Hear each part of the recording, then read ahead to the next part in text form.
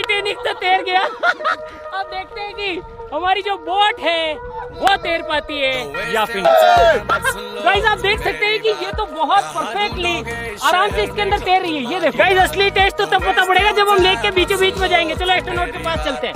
ओए डूबो तो बचा लेना।